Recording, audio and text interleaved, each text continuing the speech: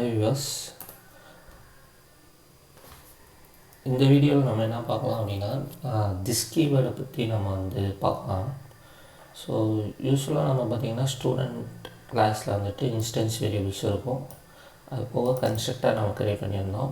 But கன்ஸ்ட்ரக்டரில் நம்ம parameter name எப்படி நான் கொடுத்துருந்தேன்னா பழைய வீடியோஸ்லலாம் பார்த்திங்கன்னா 1 2 3 4 5 6 இந்த மாதிரி ஏன்னா அவங்களுக்கு ஈஸியாக புரியணுங்கிறதுக்காண்டி நான் இந்த மாதிரி சிம்பிளாக கொடுத்துருந்தேன். ஸோ நம்ம ஆப்ஜெக்ட் க்ரியேட் பண்ணும்போது ஃபஸ்ட்டு பேராமீட்டர் 1 இப்போ சதீஷ்ங்கிற வேல்யூ இந்த 1ங்கிற வேரியபிளுக்கு அசைன் ஆகும். ஸோ இந்த 1 நம்ம எதுக்கு அசைன் பண்ணுறோம்னா எஸ் நேமுக்கு அசைன் பண்ணுறோம். So second parameter department. So இந்த மாதிரி ஒவ்வொரு பேராமீட்டர் ஒவ்வொரு இதுக்கு அசைன் பண்ணி நம்ம வேல்யூஸ் ஆப்ஜெக்ட் க்ரியேஷன் அப்படியே நம்ம அசைன் பண்ணுறோம் கன்ஸ்ட்ரக்டர் மூலமாக. அப்படி தான் பார்த்துருந்தோம். பட் யூஸ்வலாக பார்த்திங்கன்னா எல்லா ஜாவா ப்ரோக்ராம்ஸ்லேயும் பார்த்திங்கன்னா எப்படி க்ரியேட் பண்ணியிருப்பாங்க அப்படின்னா கன்ஸ்ட்ரக்டரில் பேராமீட்டர் நேமும் என்னவா இருக்கும்னா நீங்கள் எந்த வேல்யூஸை எதுக்கு அசைன் பண்ண போகிறீங்க அப்படிங்கிற மாதிரி தான் மீனிங். இப்போ எஸ் நேமுக்கு நம்ம ஒன்று அசைன் பண்ணுறோமா. ஸோ இங்கேயே என்ன அவங்க கொடுத்துருப்பாங்க யூஸ்வலாக பார்த்திங்கன்னா ஒரு ஸ்டாண்டர்ட் ஜாவா ப்ரோக்ராம் அப்படின்னா நம்ம கன்ஸ்ட்ரக்டரில் பேராமீட்டர் நேம் என்னவாக இருக்கும்னா நம்ம எந்த வேல்யூ வாங்குகிறோமோ அதோட இதுக்கு நம்ம அசைன் பண்ணுவோம். ஸோ எப்படி இருக்குன்னா எஸ் நேம் தான் இங்கேயே இருக்கும். இங்கேயே எஸ் நேம். ஸோ இங்கேயே எஸ் நேம் தான் இருக்கும். டிபார்ட்மெண்ட். ஸோ செகண்ட் வேல்யூ எதுக்கு நம்ம அசைன் பண்ணுறோம் டிபார்ட்மெண்ட். ஸோ செகண்ட் பேராமீட்டர் நேமும் டிபார்ட்மெண்ட்டாக தான் இருக்கும். தேர்டு எதுக்கு அசைன் பண்ணோம் நம்ம அட்ரஸ்க்கு. ஸோ அட்ரஸ் தான் தேர்டாக இருக்கும்.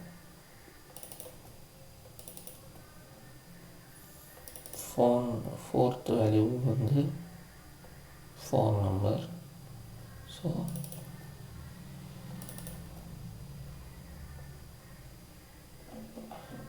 Fourth value phone number correct.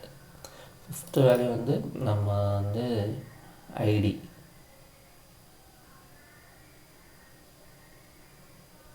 Roll number. Fifth நம்ம ரோல் நம்பருக்கு அசைன் பண்ணுவோம். So roll number.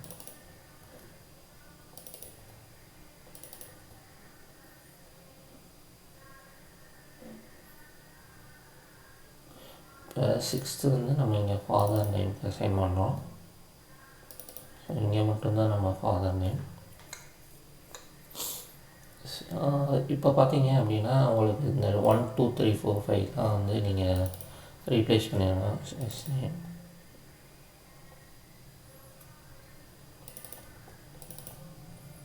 வேறு எங்கே இருக்குது டிபார்ட்மெண்ட் 2.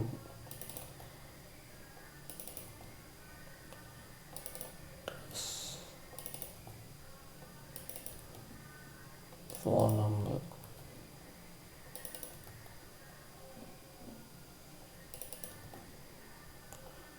Roll number.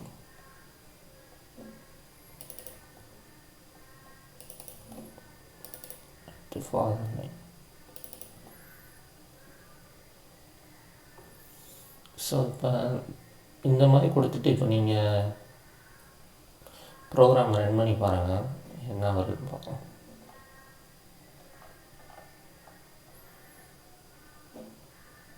ஸோ நம்ம என்ன நினைக்கிறோம்னா இப்போ ஆப்ஜெக்ட் க்ரியேட் பண்ணிட்டோம் சர்வீஸு. ஸோ ஒவ்வொரு ஆப்ஜெக்ட்டுக்கும் நேமு ஒரு டிபார்ட்மெண்ட் இந்த இதெல்லாம் வேல்யூஸ்லாம் கொடுத்துட்டு நம்ம என்ன நினைப்போம்னா நம்ம அந்தந்த பேராமீட்டரை பாஸ் பண்ணிவிட்டு ஸோ அந்த நேம் இங்கே அசைன் ஆகிருக்கும் அப்படின்னு நினைப்போம். பட் ரன் பண்ணி பார்த்தா அது பார்த்திங்கன்னா டிஃபால்ட் வேல்யூஸ் தான் வருது எல்லாத்துக்குமே. ஸோ ஃபஸ்ட் ஆப்ஜெக்டோட டிஃபால்ட் வேல்யூஸ் தான் வருது. அதாவது ஸ்ட்ரிங்குக்கு நல்லுன்னு வரும், இன்டீஜருக்கு 0ன்னு வரும். ஸோ நம்ம க்ரியேட் பண்ண ஆப்ஜெக்ட் க்ரியேட் பண்ணுறப்போ வேல்யூ நம்ம பாஸ் பண்ணது அசைன் ஆகலை. ஏன் அசைன் ஆகலை அப்படின்னா ஸோ இங்கே நம்ம சஜீஸுங்கிற வேல்யூ இங்கே இந்த ஸ்ட்ரிங் இந்த வேரியபிளுக்கு நம்ம பாஸ் பண்ணியிருக்கோம். ஸோ இந்த வேரியபிளை மறுபடியும் நம்ம இந்த கன்ஸ்ட்ரக்டர் பாஸ் பண்ணோம். இங்கே திஸ்னால் அடுத்த கன்ஸ்ட்ரக்டர் பாஸ் ஆகுது. ஸோ இங்கே நான் ரொம்ப கன்ஃபியூஸ் பண்ண விரும்பலை. ஸோ அதனால் என்ன பண்ணிடுறேன்னா இதையும் ஒரே கன்ஸ்ட்ரக்டரில் வச்சுக்கிறேன்.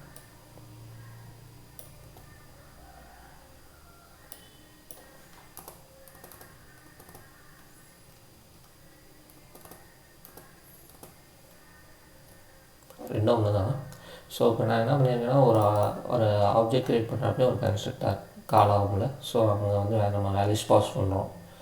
ஸோ இங்கே எஸ்நேம்க்கு வருது. இப்போ எஸ்நேமில் இருக்கிறத மறுபடியும் நான் என்ன பண்ணுறேன்னா எஸ்நேம்கே அசைன் பண்ணுறேன். பட் நம்மளுக்கு தேவை வந்து இங்கே எஸ்நேம்ங்கிறது இந்த வேரியபிள், ஓகேங்களா. ஸோ நம்ம என்ன நினைக்கிறோம்னா நம்ம இந்த இதுக்கு அசைன் பண்ணுறோம், அதாவது ஆப்ஜெக்ட்குள்ளே இருக்க அந்த எஸ்நேம் அதுக்கு நம்ம அசைன் பண்ணுறோம்னு நினைப்போம். பட் நம்ம அதுக்கு அசைன் பண்ணல, நம்ம இங்கே லோக்கலில் இருக்க இந்த எஸ்நேமுக்கு தான் மறுபடியும் அசைன் பண்ணுறோம். ஸோ இதை வாங்கி மறுபடியும் இதுக்கே அசைன் பண்ணுறோம். அதனால தான் நம்மளுக்கு பார்த்திங்கன்னா இந்த எஸ்நேமை நம்ம இதை தான் நம்ம வந்து இங்கே பிரிண்ட் பண்ணுவோம். நம்ம யூஸ்ஃபுல்லாக obj1ஓட நேம், அதாவது ஆப்ஜெக்டில் இருக்க எஸ்நேமை வந்து நம்ம பிரிண்ட் பண்ண பார்க்குறோம். அப்படி பிரிண்ட் பண்ணும்போது நம்மளுக்கு வந்து இங்கே இன்னும் வந்து நம்ம ஆப்ஜெக்ட்குள்ளே என்ன இருக்கும்னா டிஃபால்ட் வேல்யூ தான் இருக்கும். இது எப்படி நம்ம வந்து இப்போ இந்த நேமும் ஈக்குவலாக இருந்தால் நம்மளுக்கு பிரச்சனை வருது. ஸோ இதுக்கு முன்னாடி பார்த்திங்கன்னா 1ன்னு இருக்கும்.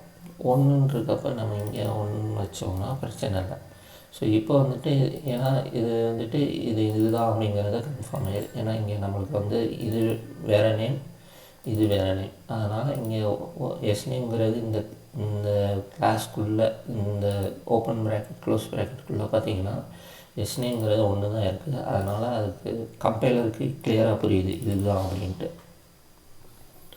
அதனால் இந்த இதுக்கு இந்த ஒன்றுங்கிறத கொடுத்துருக்கு. இப்போ சப்போஸ் எனக்கு சேம் நேமாக இருக்குது அப்படிங்கிறப்ப என்ன ஆகும்னா கம்பைலருக்கு வந்து தெரியாது. இப்போ பார்த்திங்கன்னா சேம் நேம். இப்போ வந்து கம்பைலர் என்ன நினைக்கும் அப்படின்னா இந்த எஸ்நேம்ங்கிறது இந்த ப்ராக்கெட்டுக்குள்ளே பார்த்திங்கன்னா 2 இருக்குது, இங்கே ஒன்று இருக்குது, இங்கே ஒன்று இருக்குது. ஸோ லேட்டஸ்ட்டாக எஸ்நேம் எது அப்படிங்கிறது தான் அது பார்க்கும். இப்போ லேட்டஸ்ட்டாக எஸ்நேம் நம்ம எங்கே டிக்ளேர் பண்ணியிருக்கோம், இங்கே டிக்ளேர் பண்ணியிருக்கோம். பட் அதை ஓவர் ரைட் பண்ண மாதிரி கம்பைலர் நினச்சிக்கும். இங்கே நம்ம மறுபடியும் டிக்ளேர் பண்ணனால எனக்கு இந்த ஓப்பன் ப்ராக்கெட் க்ளோஸ் ப்ராக்கெட்டுக்குள்ளே எஸ்நேம் நீ சொன்னேன்னா எனக்கு வந்துட்டு இதுதான் எனக்கு தெரியும் அப்படிங்கிற மாதிரி சொல்லும். எனக்கு இது வந்து ஓவர் ரைட் ஆகிடும், எனக்கு தெரியாது, கம்பைலருக்கு வந்து தெரியாமல் போயிடும். ஸோ எஸ்நேம் இனிமேல் நான் சொல்லும்போது இதுதான் வந்து கன்சிடர் பண்ணும். ஸோ இப்போ எனக்கு இந்த எஸ்நேமுக்கு நீங்கள் இந்த எஸ்நேம் அசைன் பண்ணுன்னு நம்ம சொல்லணும் அப்படின்னா என்ன பண்ணணும்னா அதுக்கு தான் இந்த திஸ் கீவேர்ட். இந்த திஸ் என்ன பண்ணணும் அப்படின்னா திஸ்ஸோட மீனிங் வந்து அந்த ஆப்ஜெக்ட்குள்ளே இருக்க அந்த எஸ்நேம், அதாவது இந்த இன்ஸ்டன்ஸ் வேரியபிள், நம்ம இன்ஸ்டன்ஸ் வேரியபிளோட எஸ்நேம் சொல்லணும் அப்படின்னா தான் இந்த திஸ் கீவேர்ட். ஸோ நீ ஆப்ஜெக்ட்குள்ளே இருக்க அந்த எஸ்நேமை நீ இந்த எஸ்நேமுக்கு அசைன் பண்ணு. இந்த எஸ்நேம் வேல்யூ வந்து அந்த ஆப்ஜெக்ட்குள்ளே இருக்க அந்த எஸ்நேமுக்கு அசைன் பண்ணுங்கிறது தான் இந்த இது மூலமாக சொல்ல முடியும். ஸோ இதுக்கு இங்கே நமக்கு திஸ் கீவேர்டு வந்து யூஸ் ஆகும். ஸோ இப்போ இதே ப்ரோக்ராம் இப்போ ரன் பண்ணி பார்ப்போம். ஸோ முன்னாடி நம்மளுக்கு நல்லன்னு வந்தது, இப்போ நம்ம ரன் பண்ணி பார்த்தோம் அப்படின்னா வேல்யூஸ்லாம் வந்து அசைன் ஆகிடும் கரெக்டாக.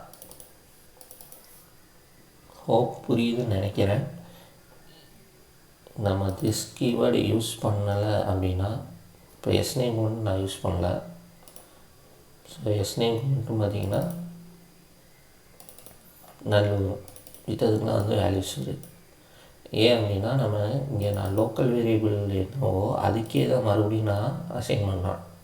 ஸோ ஏன் அப்படின்னா இதோட விசிபிலிட்டி வந்து இந்த ப்ராக்கெட்டுக்குள்ளே பார்த்திங்கன்னா எஸ்நேம்ங்கிறது நான் இங்கே தான் டிக்ளேர் பண்ணியிருக்கேன்.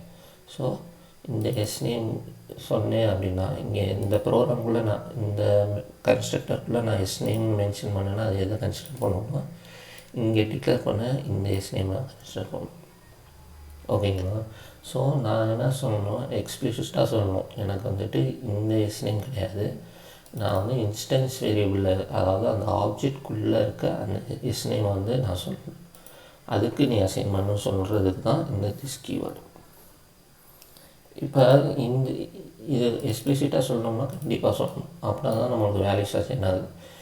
போன ப்ரோக்ராமில் வந்துட்டு நம்மளுக்கு ஒரு எஸ்நேம் தான் இருந்துச்சு, அதனால் பிரச்சனை இல்லாமல் இருந்துச்சு. அப்போ வந்து நீங்கள் வந்து இந்த திஸ் வந்து யூஸ் பண்ண தேவையில்லாமல் இருந்துச்சு. ஏன்னா அங்கே எஸ்நேம்ங்கிறது இது ஒன்று தான் இருக்குது டிக்ளேர் பண்ணதில்.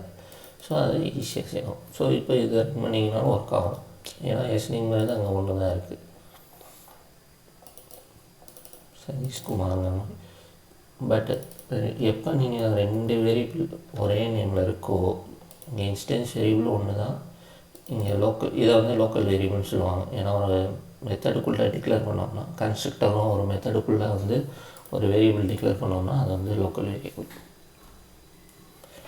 ஸோ எப்போ இன்ஸ்டன்ஸ் வேரியபிளும் லோக்கல் வேரியபிளும் சேமாக இருக்கும், நீங்கள் இன்ஸ்டன்ஸ் வேரியபிளுக்கு தான் டிக்ளேர் பண்ண போகிறீங்க அப்படின்னா திஸ் டாட்னு சொல்லணும். இப்போ டிஃப்ரெண்ட்டாக இருந்து நம்ம திஸ் டாட் சொல்லலாம்னா தாராளமாக சொல்லலாம். நம்மளுக்கு எப்போனா திஸ்ங்கிற கீவேர்டு யூஸ் பண்ணுறோமோ அப்போ அதை எதை ரெஃபர் பண்ணோம் அப்படின்னா அந்த ஆப்ஜெக்ட்குள்ளே இருக்க இன்ஸ்டன்ஸ் வேரியபிள். ஸோ இந்த இன்ஸ்டன்ஸ் வேரியபிள் தான் அது ரெஃபர் பண்ணுறோங்கிறத நீங்கள் ஒன்றுன்னு கொடுக்கும்போதும் சொல்லலாம். அப்போ வந்து நீங்கள் சொல்லாமல் இருக்கலாம், ஒன்றும் பிரச்சனை இல்லை.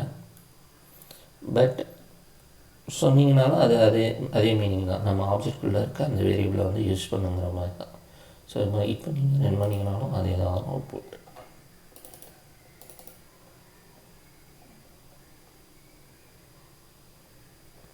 இங்கே நம்ம ஸ்டூடெண்ட் கிளாஸுக்குள்ளே நம்ம அந்த இன்ஸ்டன்ஸ் வேரியபிளை எக்ஸ்பிளிசிட்டாக சொல்கிறது இந்த திஸ் கீவேர்ட்.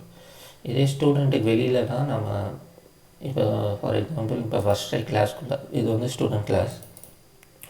ஸோ இதுக்குள்ளே நான் 2 வேரியபிள் டிக்ளேர் பண்ணால் எனக்கு கன்ஃபியூஷன் வரக்கூடாதுங்கிறதுக்காண்டி திஸ்ங்கிறேன். இதே நீங்கள் வெளியில் ஒரு ஆப்ஜெக்ட் க்ரியேட் பண்ணி ஸ்டூடெண்ட்டுக்கு ஒரு ஆப்ஜெக்ட் க்ரியேட் பண்ணீங்க, அதில் இருக்க இன்ஸ்டன்ஸ் வேரியபிள் எப்படி ரெஃபர் பண்ணுவீங்க? So using reference variable. So அதில் இது புரியும்னு நினைக்கிறேன். ஸ்டூடெண்ட்குள்ளே மறுபடியும் அதே இன்ஸ்டன்ஸ் வேரியபிளை யூஸ் பண்ணால் திஸ் யூஸ் பண்ணணும். நீங்கள் எப்போனா நீங்கள் ஒரே வேரியபிள் நேம் கொடுத்தீங்கன்னா திஸ்ங்கிற மூலமாக நீங்கள் வந்து அந்த ஆப்ஜெக்ட்குள்ளே இருக்கிறத சொல்லலாம். அதாவது இந்த இன்ஸ்டன்ஸ் வேரியபிள் தான் நீங்கள் சொல்கிறீங்கன்னு மீனிங். ஸோ திஸ்ங்கிற மூலமாக வெளியில் அந்த ஆப்ஜெக்ட்குள்ளே இருக்கிறத நீங்கள் அசைன் பண்ணால் யூஸிங் அந்த ஆப்ஜெக்டோட ரெஃபரன்ஸ் வேரியபிள். ஸோ இந்த ஆப்ஜெக்டோட ரெஃபரன்ஸ் வேரியபிள் OBJ1. ஸோ அது மூலமாக அதில் இருக்க வேல்யூஸ்லாம் பிரிண்ட் பண்ணுறீங்க. அதே மாதிரி OBJ2 OBJ3. Okay, thank you guys. இதில் ஏதாவது டவுட்ஸ் இருந்தால் எனக்கு கமெண்டில் பின் பண்ணுங்கள். நம்ம வந்து ஃபர்தராக டிஸ்கஸ் பண்ணலாம். Thank you.